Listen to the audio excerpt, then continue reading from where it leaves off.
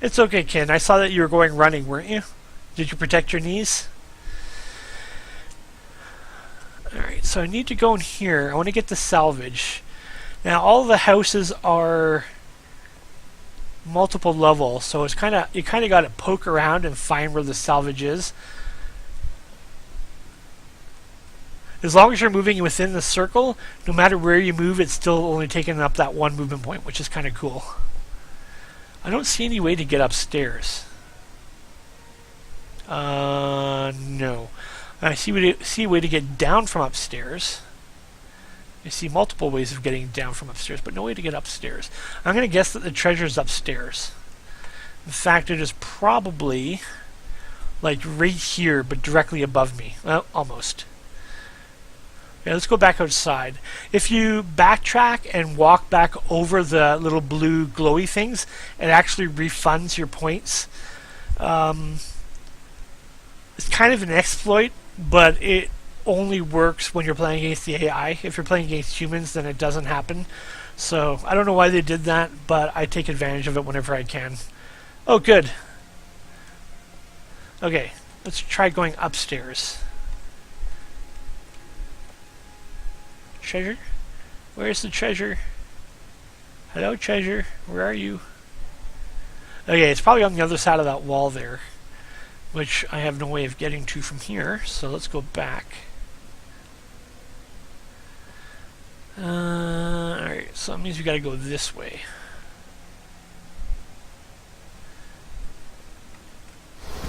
And there are random traps on the map. Some of the traps will give you a bonus. In this case, I got Gift of Savagery, which gives me plus 15% melee damage.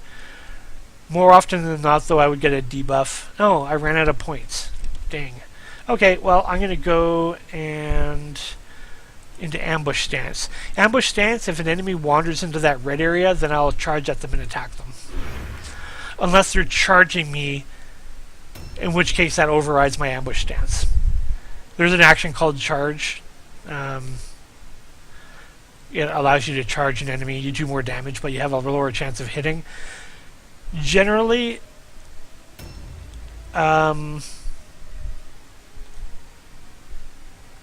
generally speaking, people can't get close enough to charge you without tripping ambush stance.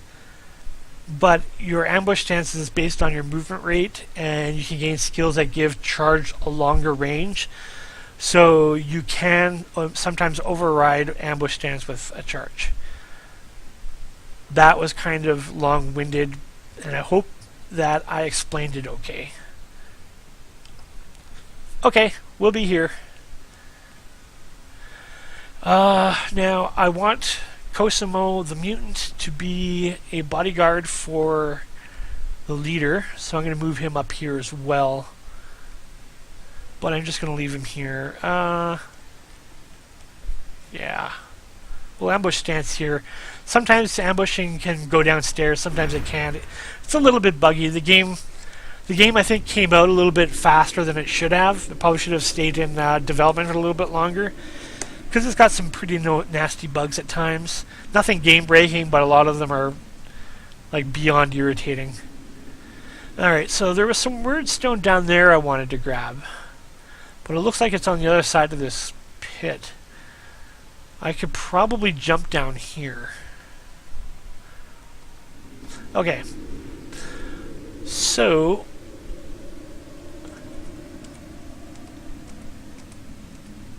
Overwatch stance is 2 red. Okay, it doesn't take any blue dots. That means I can move as much as I want.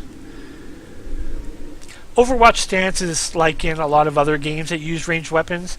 If an enemy comes within range and line of sight, then they'll shoot their bow at them. Okay, the wordstone is down there. So what I'm going to do, I'm going to move this. Oh, that's as far as you can go. Alright, so I'll Overwatch stance here. I was hoping I could move him a little bit further up, like just past the jump zone. But, alas, that was not the case. How far can he move? Now, one thing to note, see the brown circle around the character ahead of me? If my character ends up in the brown circle of one of my other characters, they can't do anything. Like, I can't do any actions. It's kind of like, I don't know why they did that. Maybe there is some rule in the board game where if you're too close to somebody, you can't do an action, except attack, of course. I don't know. All I know is that if I were able to move into that square, I wouldn't be able to do any actions other than moving out of the square. So, that being said, I'm just going to Overwatch here.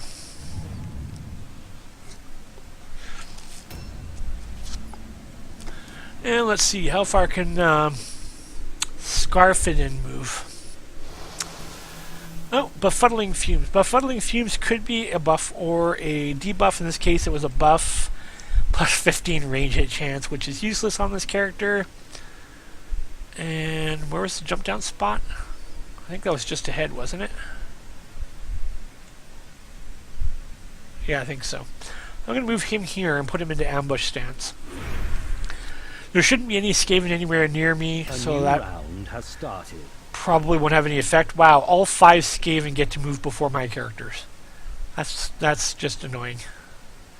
Skaven, for those of you who are unfamiliar with Warhammer, are anthropomorphic rats that love chaos and love decay and love poisons and plagues and assassination.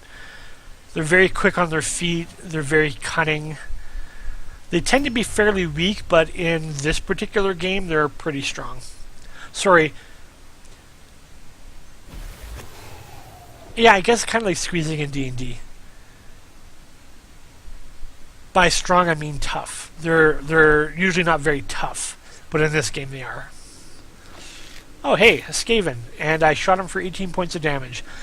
One of the downfalls of the cultist range weapons are that, God, look at that, 36 damage with a sword and a stun. God, Skaven are so OP. That's disgusting. Anyways, the downfall of the cultist weapons is that, the cultist range weapons is that they're not very powerful compared to the ones that the mercenaries can get. The mercenaries can get longbows, which do a lot more damage. They can get firearms, which do a lot more damage. I guess the only good thing about the cultist range weapons is that they are quick. They don't take as much to reload, as many actions to reload. I think one thing that would help bring down the Skaven OP-ness would be reducing their movement rate. They have an insane movement rate. Like, far more insane than you would expect them to have. And, oh, where's that treasure chest? It's way the hell over there. The hell? Okay, so how am I supposed to get this treasure chest then? Where is it? Where is the treasure? How do I get up there? I went up there, but it wasn't up there. I'm so confused. Okay, you know what? Screw the treasure chest. Oh, damn you. Screw the treasure chest. I'm just gonna... Oh, hey, the Skaven's right down there. Yeah, screw the treasure chest. I'm just gonna go fight. This is not a mission where I have to collect treasures, so... my main objective is to make the enemy warband rout or put them all out of action. Optional objectives, steal the idol of the enemy warband. Okay, that's what Crush Their Will is. That's a tough one to do. With that objective, I basically have to move a guy all the way over here, grab their idol, and then move it all the way back. And usually before I can do that, the battle is over. So, that's not when I usually try and finish. Alright, you know what? I'm going to jump down here. In the Warhammer tabletop game, the Skaven, most of the Skaven actually have the same movement rate as humans. Yeah, capture the flag. There you go. I never even thought of it like that. Yeah, it's capture the flag. In Warhammer, most of the Skaven have the same movement rate as humans, and the ones that don't, like the Gutter Runners and the Night Runners, their movement rate is only 20% higher than a human. They've got a 6 inches movement rate instead of a 5. In Blood Bowl and in Mordheim, it's almost like their movement is double. It's It's ridiculously high. Can I charge from here? I can. Let's see. You know what? I'm actually going to cast Weapons of Destruction.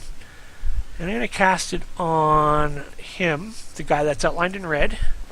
Let's see, does it work? Yes, it was successful. Now I'll charge. And I missed. Weapons of Destruction does more damage. I'll give it to my guy who does the most damage. End turn. Mutant. You know what? Maybe I'll have the mutant go look for the treasure. Oh. I'm obsessed with this treasure chest now. I gotta find it. I wonder if maybe it's downstairs. Was there a downstairs? There might be. I'm gonna delay him. Then I'll wait and see if there's a downstairs. Yeah, there is a downstairs. Okay, so it's probably downstairs then. Back him up. Now, shooting at a person who's engaged, as in melee combat, has a negative to hit, just like in some role-playing games that we're all familiar with. Yeah, there's a downstairs right there, Justin, beside my dark, right over here, that I'm looking at right now. In fact, that white dot that's streaming upwards, that's the treasure. Okay, so I'm going to shoot at the Skaven. You can either shoot or you can aim. Aiming costs you strategy points as well as combat points, but you get a 20% bonus to hit. Might as well take advantage of that here. You'll notice how when he was shooting the arrow wasn't even touching the bow. That's what I'm talking about when I say bad animations. I'm going to do a perception check. I spotted a Skaven, and that's it. And I guess I'll reload.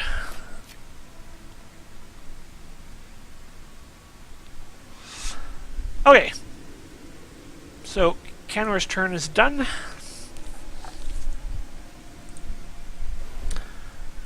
Urgen's turn. He unstuns himself. And I can't disengage, unfortunately. So what I'm going to do here is I'm going to delay. And hopefully my Dark Soul can kill that Skaven. Kind of thinking he won't, but I'll give it a shot. I'm not going to bother charging. Well, I shouldn't say not bother charging. I'm not going to charge because the minus 10% to hit was pretty big. Oh, nice. 58 damage. Oh. Dodge stance. That gives me a 15% chance of avoiding the attack. How it works, in some games the dodge would subtract from the hit rating. In this game it doesn't. The person rolls to strike. If they strike, then I roll to dodge. You only get one opportunity to dodge per round. So if you're getting attacked multiple times, only the first successful attack can be dodged. Alright. Let's jump down. I got stuck on the door jamb there. How many hit points? I'm not sure.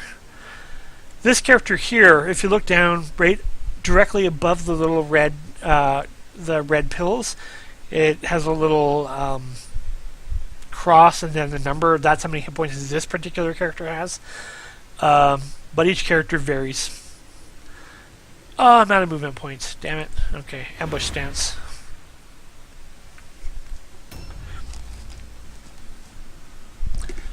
I was hoping I'd be able to move. Unfortunately, I can't, so what I'm going to do is just dodge stance.